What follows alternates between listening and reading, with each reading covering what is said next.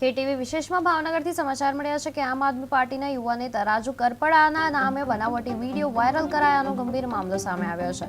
રાજુ કરપડા જેલમાં હોવા છતાં તેમના યુઆરએલ પરથી કોઈ અજાણ્યા ઇસમ દ્વારા વિડીયો વાયરલ કરવામાં આવ્યો હતો। આ સમગ્ર મામલે જેલ અધિક્ષકે નીલમબાગ પોલીસ મથકે સત્તાવાર ફરિયાદ નોંધાવતા તપાસના ચક્રો ઝડપથી ફરી વળ્યા છે। સાયબર ક્રાઇમના ગુનામાં રાજુ કરપડાને રાજકોટ જેલમાંથી ટ્રાન્સફર કબજામાં લઈ ભાવનગર પોલીસે અટકાયત કરી હતી। બાદમાં કોર્ટમાં રજૂઆત બાદ કોર્ટ દ્વારા રાજુ કરપડાને ફરી જેલ હવાલે કરાયા છે।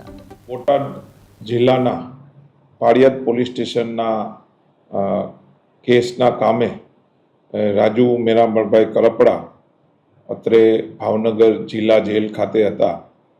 દરમિયાન એક વિડીયો વાયરલ થયેલો, જેના કામે ભાવનગર જિલ્લા જેલના અધિકારી તરફથી નીલમબાગ પોલીસ સ્ટેશનમાં રાજુ મેરામણ કરપડા અને આમ આદમી પાર્ટીની સોશિયલ ટીમ વિરુદ્ધ એક ગુનો દાખલ થયેલો, જેના કામે સાયબરની ટીમ દ્વારા આ રાજુભાઈ કરપડાનો કબજો લઈ અને આજે તેને અટક કરવામાં આવેલા અને આ જિલ્લા અને નામદાર કોર્ટમાં રજૂ કરતા નામદાર કોર્ટ દ્વારા તેને જેલ હવાલે કરવામાં આવેલા છે। બોટાદ